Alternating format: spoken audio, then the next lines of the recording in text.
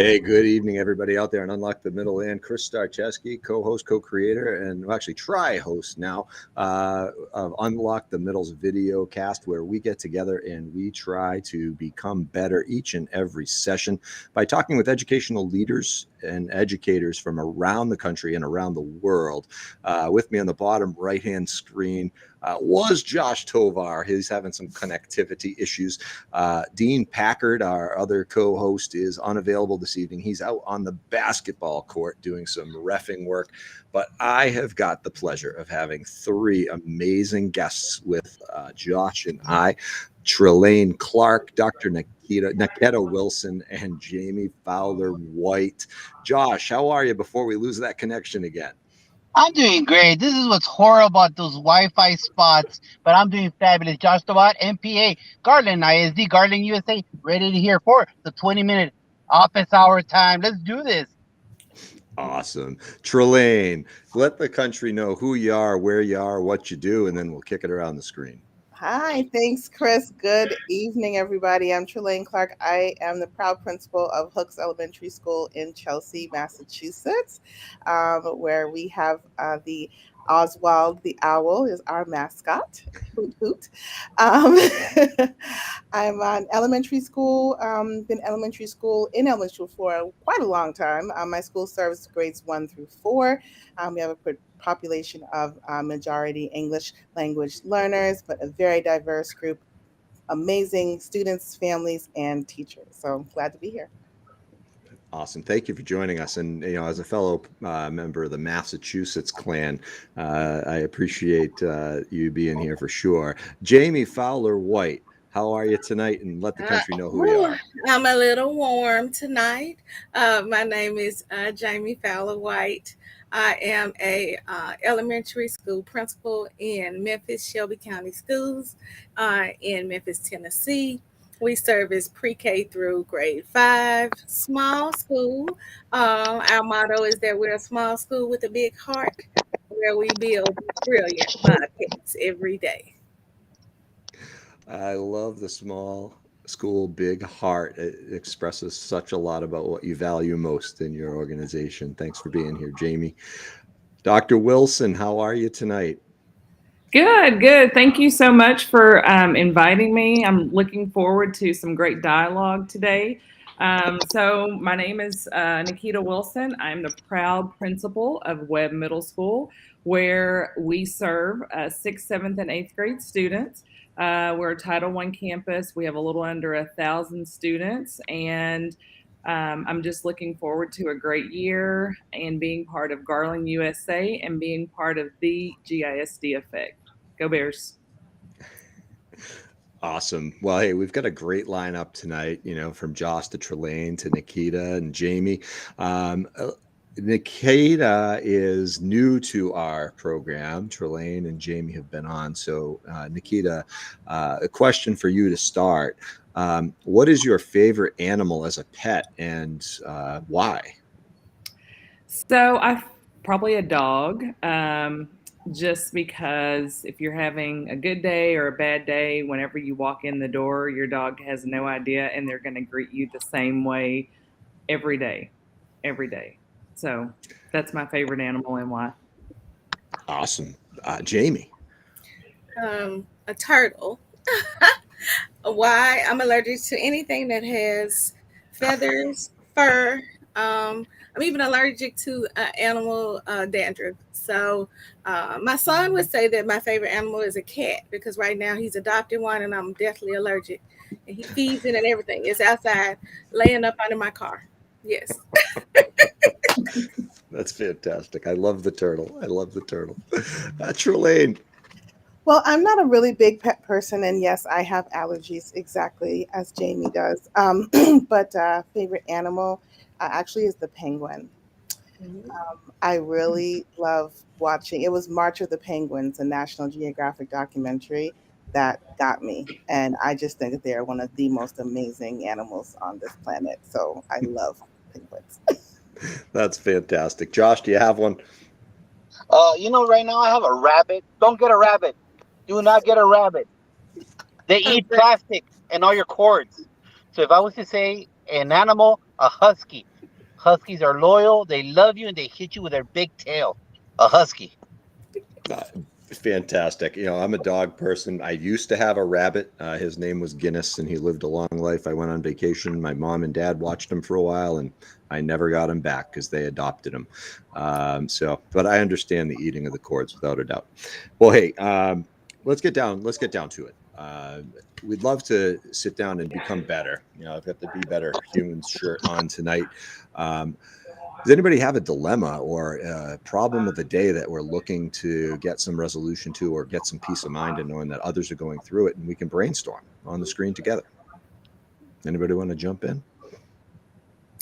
I'll go ahead and jump in. So our teachers returned back on Monday, August the 1st, and our students returned back August the 8th. And the dilemma is just making sure that we have quality staff ready and willing to serve our students when they come in. So just the teacher shortage is a dilemma, I feel.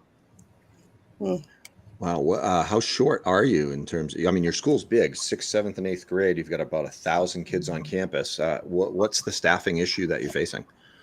So we have been working diligently over the break, evenings, weekends, just interviewing. And so we've gotten down to, we need 3 staff members. So one is a CTE, which is like a unicorn position.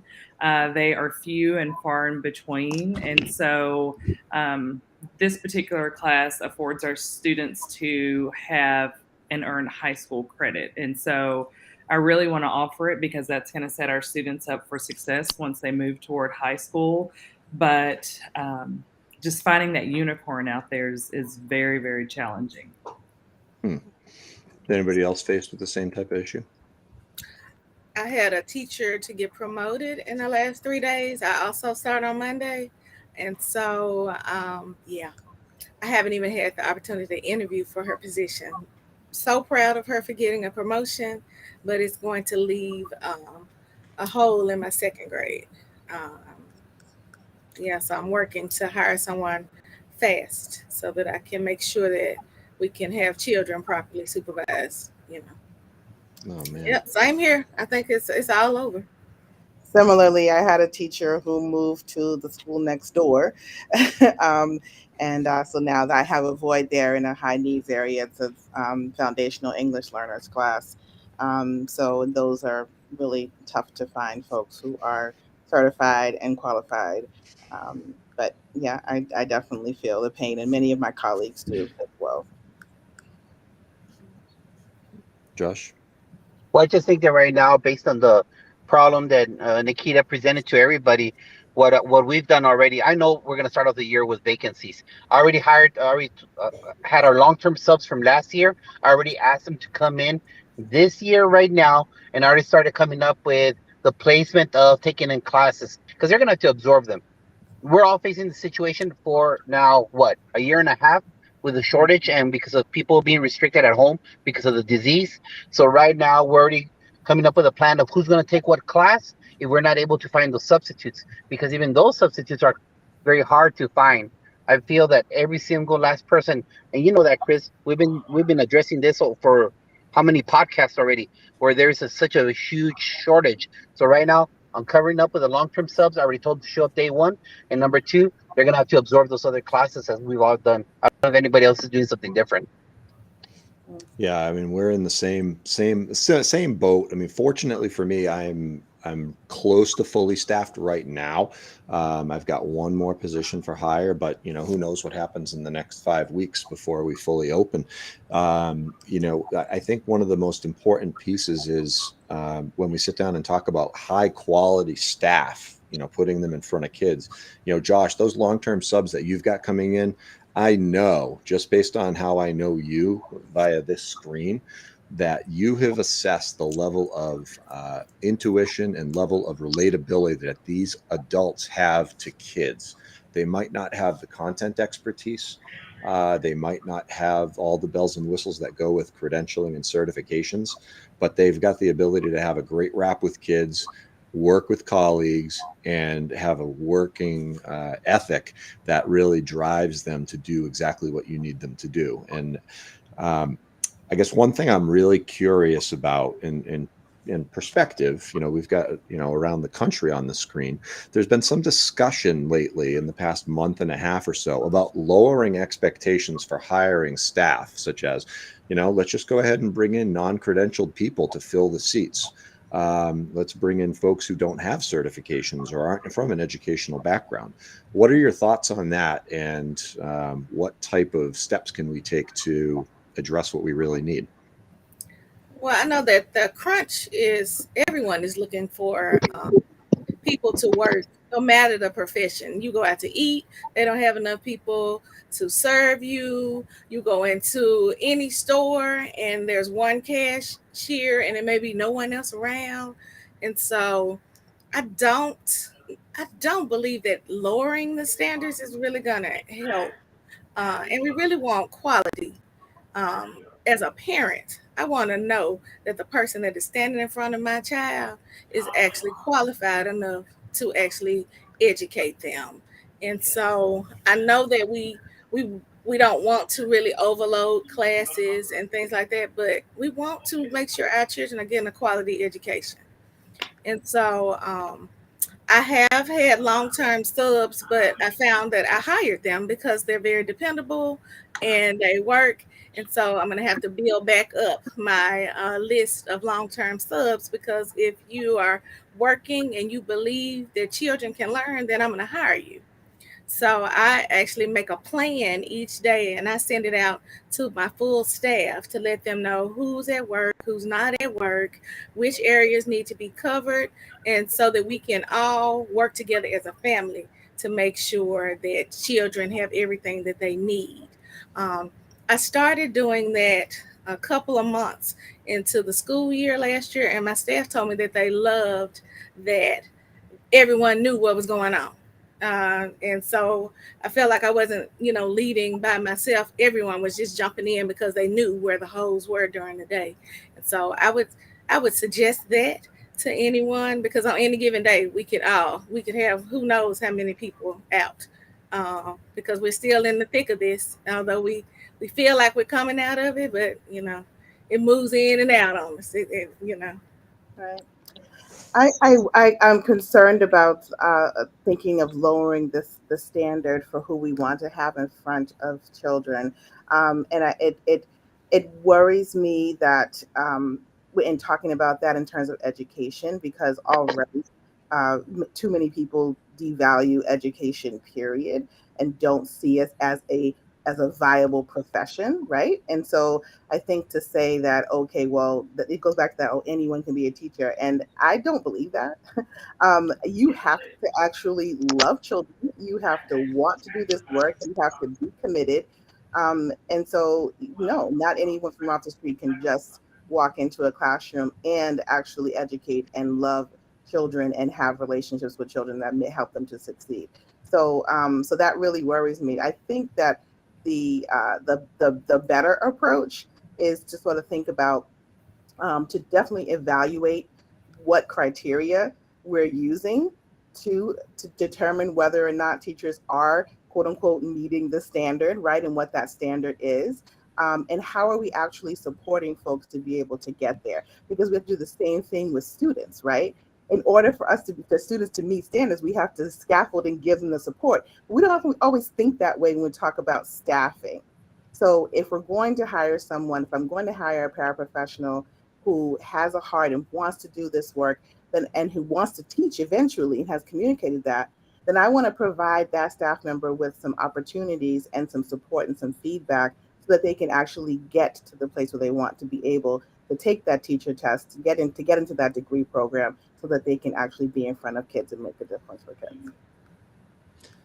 Yeah, I can't agree anymore that lowering the standards is not the way to go. But what you just said really resonates. we had a situation with summer programming for AYSOT programs and special education program where we had no special educators who stepped up to the plate for a grade of instruction. So a paraprofessional from my building actually said, I'd love to teach in this program. And I was thinking, oh my God, that's amazing. Because not only is she an amazing paraprofessional, she's actually a real educator. She doesn't have any credential. She's been doing this job for a number of years, but she knows teaching and learning inside out, front and back, and she relates amazingly to kids. So guess what the district did? They hired her, and they're paying her at the teacher rate for this program.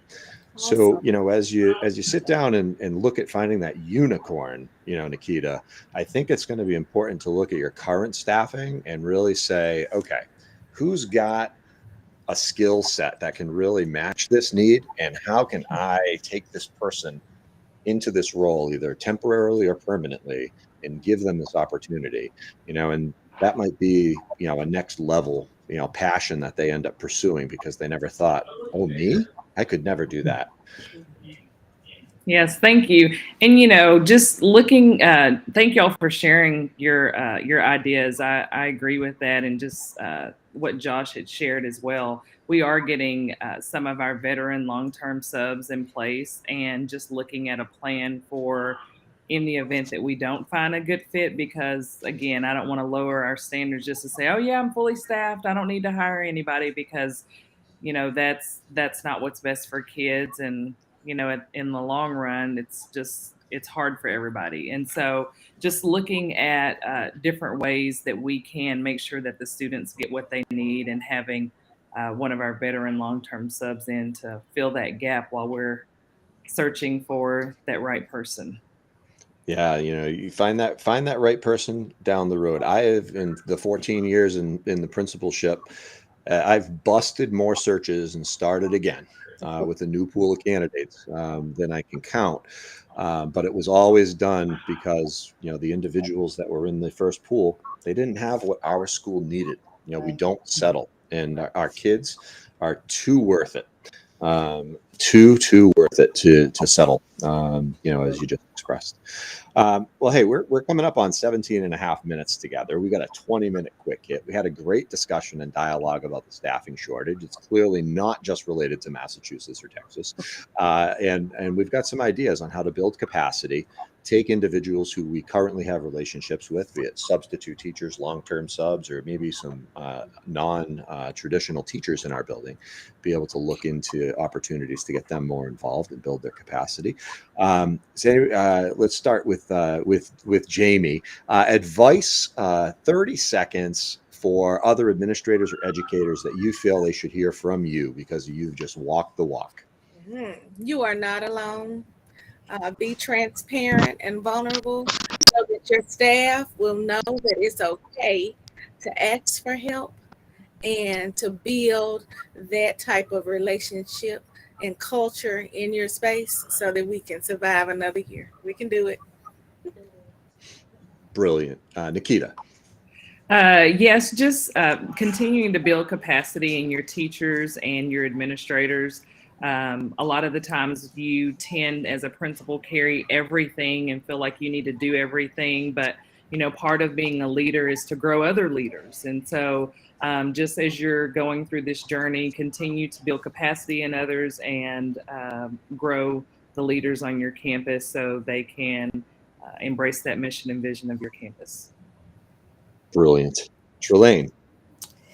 My advice would be to find opportunities to create joy in the work, to just enjoy the possibilities, to have fun, because this work is hard. This work is really hard, and it takes a lot. And so, with your, you know, your other admin, your teachers, your coaches, down to students and families, like find some ways to just, you know, have those moments of joy and have people be excited about where they are and being in the place where they are. So just search for those moments, and if they're not there, then make them happen.